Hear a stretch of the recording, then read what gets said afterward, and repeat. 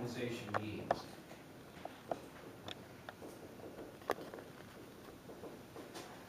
And I'm going to talk about that a lot today. So what diagonalization means is, it really means find the eigenvalues. And it also means, okay, then find the eigenvectors.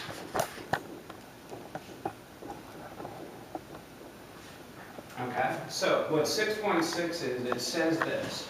6.6 says, imagine if you had an H0 psi n0 equals En psi n0.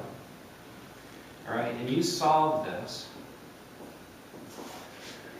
You're going to get psi A0 and psi B0. So there's two linearly independent solutions. And this might be EA0, and this is EB0. So when you solve Schrodinger's equation, you're solving kind of functionally the eigenvalues and the eigenvectors, the eigenfunctions, right? All right, so if I were to put all this together, what I could do is I could represent H0 as a matrix. All right, and H0 as a matrix looks something like this. It equals like psi A0 H0 psi A0 psi A0 H0 psi B0, then psi B0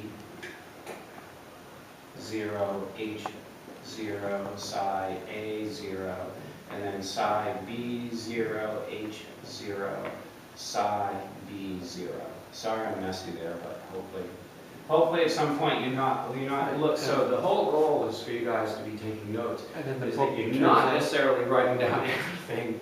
Because the book has an abbreviation for those calling W. It's the WIJ, all right? Which, Yeah. Okay, but let's just identify the matrix of the Hamiltonian like this. Okay, in this basis, what should this Hamiltonian look like? 1001. Okay, first of all, what does the matrix look like? E0 A E 0 E 0 E B0. That's right. Okay, it should look like this. E A 0 0 0 E B 0. In other words, it's diagonal.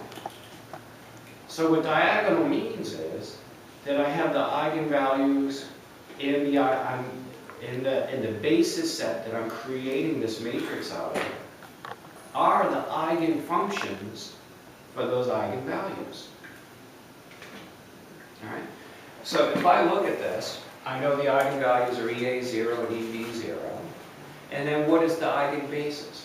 Well, here's what you would say. The eigenbasis was whatever you chose for the eigenbasis are the eigenbasis of EA0 and EB0. Now, what are they? I don't know right now, but let's make them abstract. All right? Because remember, what we're doing now is when we look at the matrix formalism, we're moving away from like the function representation, and we're looking at a matrix representation.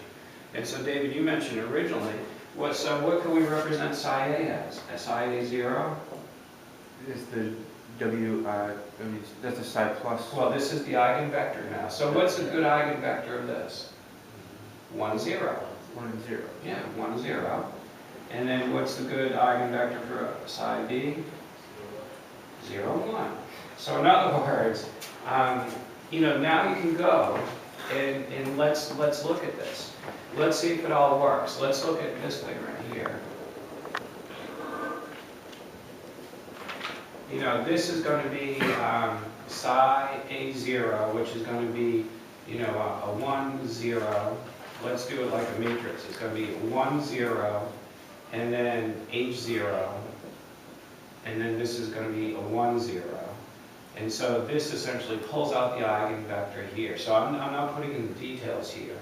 But what you see is the Hamiltonian pulls out the eigenvector right here. And this becomes H0 on the first basis, on A. And then this is a 1 times 1 and a 0 times a 1. Which is just 1. Which is just 1. All right, so this gives you the, so what it says is that, it says that this basis that you chose, this abstract basis, is a good basis. All right, it's the Would it be- eigenvector. That'd be E. Wouldn't it be EA? EA0. Yeah, I need an EA0, yeah. EA0, when this acts on this. So this is kind of what he talks about in the appendix, right, on 452. I didn't notice that, but I wouldn't be surprised. Yeah, because- Diagonal and With A and B being opposite, when you do eigenvalues, then you can. side A, side B, it's 0 times 1 and 1 times 0. So Okay, yeah, yeah, that's why you get the diagonal. okay. All right, so this is the first part of that problem, okay? But then what it says is, now imagine that H total equals H0 plus H prime. All right? Then what he essentially does is he says the following: using H prime, we'll make the Wij matrix, which I just said is equal to the H prime matrix now. Right? Because the Wij is just slap in the perturbation right here. Right. Okay? Just switch the Hamiltonian with the H prime. Okay, that's right. It's the same. Oh yeah, in one other step to go here is that, what we find here is we find here that EA0 equals EB0. So it's degenerate. So we have two distinct states, but we have degenerate eigenvalues. Okay? All right, so when we calculate this, what do you think this is going to come out to be? You're gonna have similar to what the I'm looking for a word, one word. Is it going to be diagonal or non-diagonal? non-diagonal. It'll be non-diagonal, so you'll have an Off diagonal terms. or maybe it's They use alpha and beta. E0, EA0, and then I'll just call it little h, then little h, and EA0. But it's not That diagonal. be B0 or A? What's that? Does it matter if you use A or B because they're the same? Or? Yeah, they're the same. That's why I'm just saying they're the same. They're degenerate. I'm saying. Okay. I wasn't sure if it mattered. Okay, so now, what I'm going to say is diagonalize this matrix. So now diagonalize, and note, well, let me put words, this is off diagonal in the original basis, psi A and psi B 0. And again, psi A was 1, 0, and psi B was 0, 1. So it's not diagonal, or they're off diagonal terms. Okay? So right away, that tells you what about this basis? It's not correct. Okay, it's not the eigenfunctions of H prime. All right? So what we're doing now is we're going to ask the question is, when we say diagonalize this, what it means is, one, find the eigenvalues, and then two, it means find the vectors.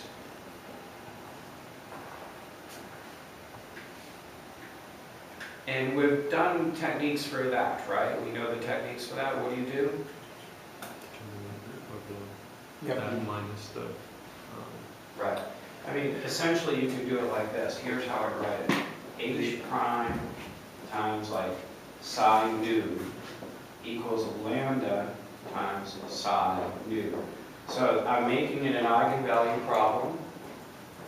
And these are the eigenvalues and these are the eigenvectors.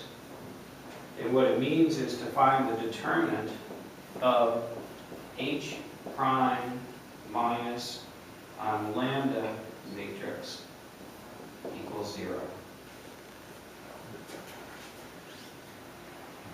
right?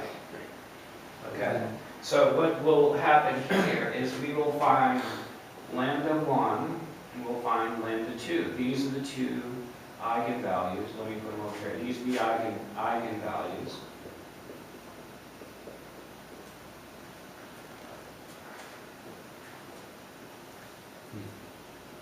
You can use the other method on this one too. Yeah, It's actually very easy to do because it's a 2 by 2 is straightforward. into inverted is almost It's trivial. Yeah. Okay. All right, and then once you have the eigenvalues, what are you going to solve for? The eigenvectors. Now, here's the whole scoop. So let me change this notation. All right. What Griffin's always does is he calls this like E1 plus, and then this is E1 minus. So I'm going to talk those two eigenvalues, E plus 1 and E minus 1. And then for each of those I can find an eigenvector. Now here's the scoop. So what we'll do is we'll say that psi plus equals alpha plus psi A0 plus beta plus psi B0, and then psi minus equals alpha minus psi A0 plus beta minus psi B0.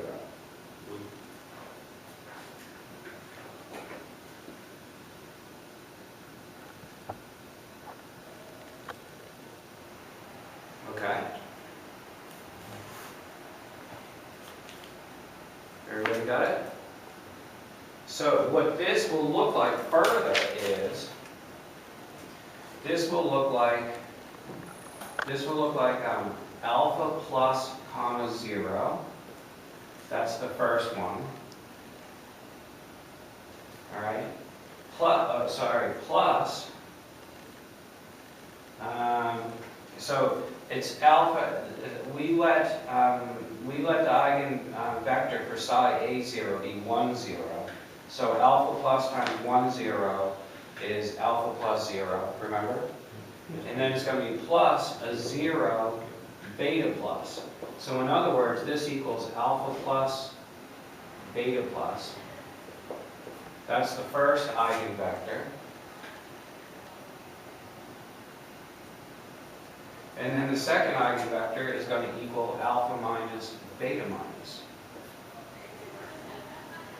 All right, so we went from this basis of 1, 0, 0, 1 Alpha and beta. to an alpha and a beta. But what does it tell you about this?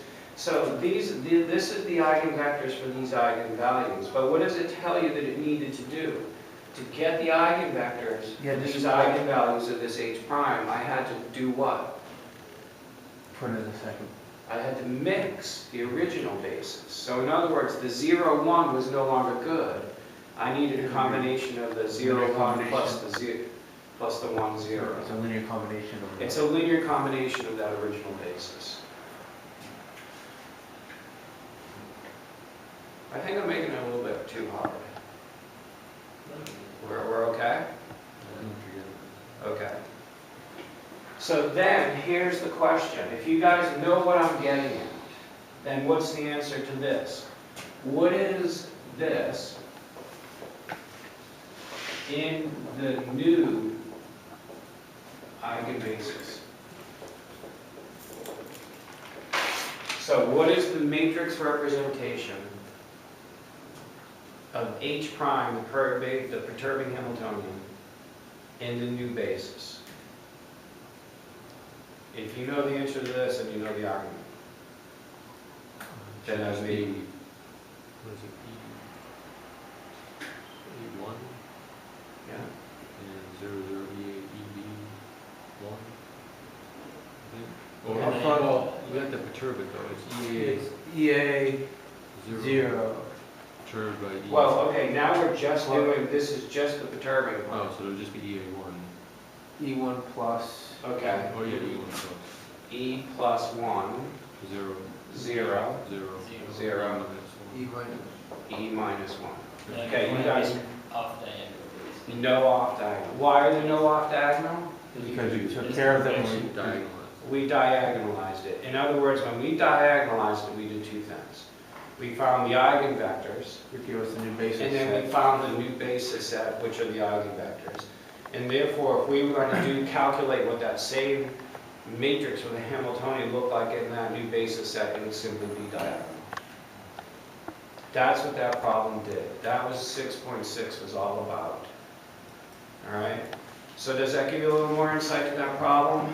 And so what that problem was, is it was trying to get here. This is what 6.6 was trying to do. It was trying to get there. So what it was saying is that here, it didn't give you all this information. It just said, here are the good basis vectors. Alpha plus or minus psi A0 plus beta plus or minus psi B0. So it started off right here, and then parts A and B were asking you to calculate those matrix elements. And when you did it, it came out to be diagonal. Okay? So I like that problem, and I did want to expound on it a little bit. This seems like doable for a test. It's this is first order perturbation, and even first order non-degenerate, degenerate perturbation is doable. So you guys have to be able to do it. And this is one of the most doable things you have to do. I'm going to show you an example in a minute, okay? I'm going to show you the Hamiltonian, the perturbing Hamiltonian we work with at Yale. All right? How much of the, just for the test, of Yep. the fine structure and stuff is going to be on there? Because I So- didn't get a chance to look at that. Yeah, I'm going to do that today, okay? So this is a little slow, but I want to get through that. So we might not get the variation calculation. All right, problem 6.8, I am not going to go over in class. It is essentially the example problem for the infinite cube, I thought that was easy. and it's trivial. Yeah. It's trivial, but a lot of work. Except once again, the part B, where you rewrite the energy, somehow I just knew what that should have been, but Yeah. I don't think I could have done it out by algebra. Okay, I would give pointers there, all right? Yeah. And really, I'm not going to go for those subtle questions. I'm going to go first order energy, wave functions. What does things mean? All right? Now, 6.9. All right, so 6.9, I'll just take a second. So everybody more comfortable with that? It's a very powerful technique. But it's powerful only if you know what it means. And part of what it means implies is that you have to know what the words are. It was 6.6. Yeah, that was 6.6. Yeah, I didn't know it was 6.6. Okay, so hopefully you have the meaning for that one now. 6.9.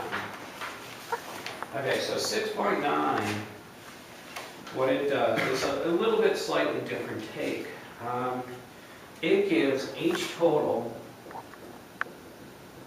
equals V0 times 1 minus epsilon 0, 0, 0, 1 epsilon 0, epsilon 2.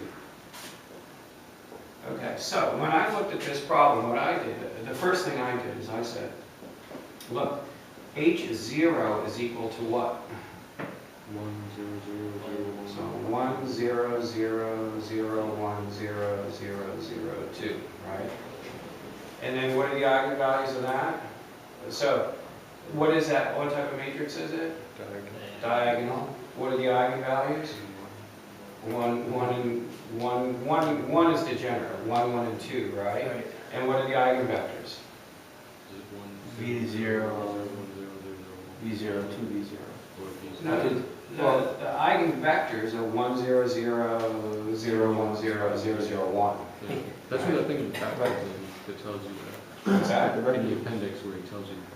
Oh, really? Okay. It's on Good. page 452. Okay, so it's good to be but now you guys know the machinery. Now you understand the power of seeing a diagonal matrix. On 6.9, I just plugged that into Maxima. Good, very good. Because I'm not going to sit there and try. So here's my scoop. I was talking to Dale about this. I expect you probably should be able to do an eigenvalue and diagonalization problem by hand for a 2x2. Right. But I am fully happy with you being able to use maximum for a 2x2 too. Well, it's a But, 3 by but if I 3, ask so- you to do it by hand, you can do it by hand. in 2x2. Yeah, I can do 2 by 2, I can, but the 3 by 3, I said. A I don't know 3 if I by do 3, maximum. I don't even start, I pull out maximum. Dale figured out how to do a 3 by 3, he's very comfortable doing it by hand, and that's great, all right? Okay, so here's the only scoop here, is this problem then did not ask me to diagonalize the perturbation. This problem asked me to diagonalize the full Hamiltonian. All right? And so this problem was no different, it was just diagonalize the full Hamiltonian, so I started off with this whole thing. All right? And I went and I used maxima, and maxima, you know, spit out the eigenvalues of this thing, and there's 3 eigenvalues, and it spit out the eigenvectors. And can you guess one of the eigenvectors right away? The first one would be, Diagonalize it. Yeah. Did you see that? Were you over the gym? Joe, how's it going? I know, I'm going there right I now. was going to ask you that. You should be finishing in like the next 45 minutes or so. I may get over there. I'll get over there closer to 2:30, so I'm going to. Right. Yeah. the Yeah. first one was 1 minus epsilon, Yeah. So what should the eigenvector be? V0 times 1 minus epsilon. Don't put in the v0 because the eigenvector, I mean, Right, so it it's doesn't just have 1. anything to do with the v. It's 1, 0, 0. And the reason why is because you're looking at that matrix, and is it mixed at all? No. So that vector has no mixture with any of the other two vectors. Just the way it is. And then the other two are going to be linear combinations of each other because they're mixed. Yeah. All right, so in any case, what I used maxima. I pulled out the eigenvalues, I pulled out the eigenvectors. It's messy, all right, but those eigenvectors, if I wrote this full Hamiltonian in terms of those new eigenvectors, I would get a fully diagonal matrix. Okay? With the eigenvalues along, well, the eigenvalues equal to the diagonal terms. Okay? You know, in part C, I had to look because I didn't understand what you meant by the one that grows. Yeah, I gotta tell you, so I'm not so concerned after, you know, B. For that problem, I'm really concerned with A and B. Okay? Because I mean, once I saw what you saw, then I knew what to do, but I didn't know what you meant by grows. Yeah. So again, on a test, it would be A and B, and then if anything more, lots of explanation. Okay, so now let me give you a real problem. So here's the scoop. So at Yale, the problem we've been working on is that essentially inside of the nucleus, between quark 1 and quark 2, it can exchange a Z0 boson. All right, and we have all, it's a molecule, so this is actually a molecule. So this is it's a molecule, but we'll just do an atom for now. And we have some electrons. All right. Now we know the energy level of the electrons. Maybe they're hydrogenetic, right? So that the energy NL right now. All right. Well, remember that problem I gave you about solving for where or the probability of finding an S electron is? Does it have a finite probability of being inside the nucleus? Yeah. It does. It's tiny. Right. But the only orbital that is not zero at the origin is the S orbital. Right. So S orbitals spend time inside the nucleus. All right, now here's the scoop. A Z0 boson has a mass of about 1 GeV, and a GeV is the mass of a proton. All right, so how far do you think the Z0 travels?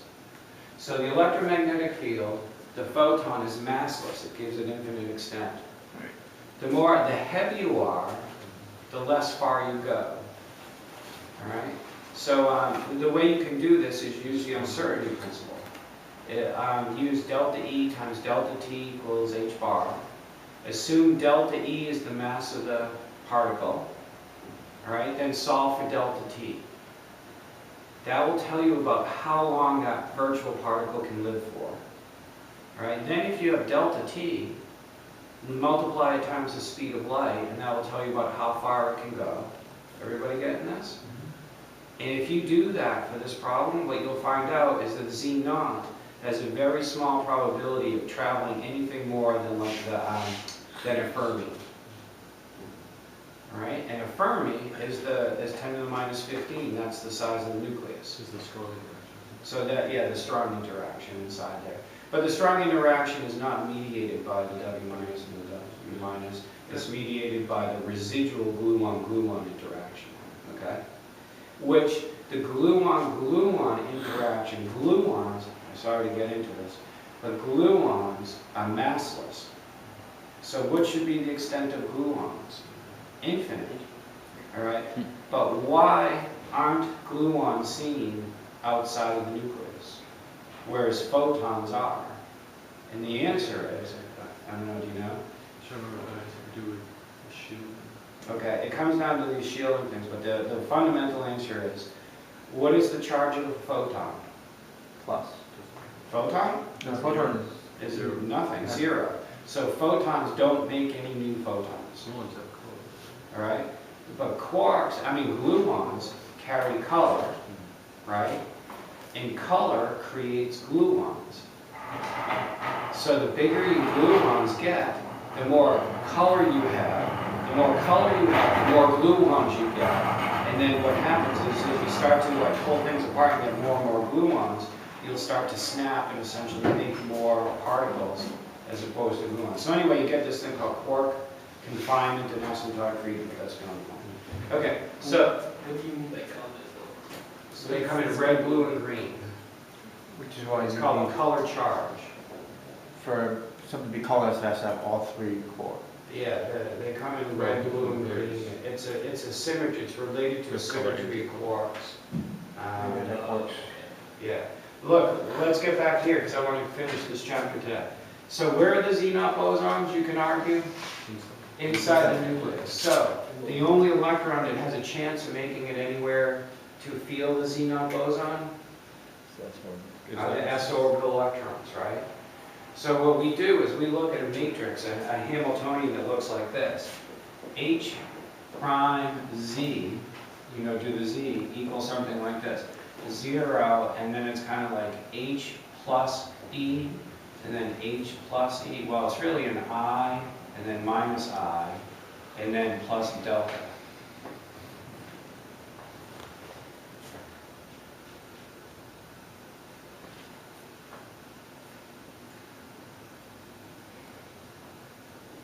All right, so what might you be tempted to do here? What was that plus? Sorry, delta, no plus right there, delta. You So want to try and essentially, diagonalize it. essentially this is H0. You want to try and diagonalize it. So this is essentially H0, all right? And so what we have for E1 and E2, so E1 equals 0, and then E2 equals delta. So it's not even degenerative, right? It's not degenerative, but we would use the same techniques. We would try to diagonalize this in this basis, and when we were able to diagonalize it in the basis, we could get the diagonal matrix for the total Hamiltonian to get the total energies of those two states. All right, and so this is what we do in that real problem. Looks just like that. The poster that I had up that somehow got taken down, that's what's there. And so, just for fun, I did it in maximum, and, calculated what the eigenvectors and the eigenvalues would be if I diagonalized that Hamiltonian. It comes up to be pretty neat. All right? Okay. So, I hope everybody understands that about the problem of the diagonalization. It's very important. Okay? We're now going to continue with the perturbation theory, and we're going to go through the relativistic correction. Are we going to get these back and forth with this? Yes.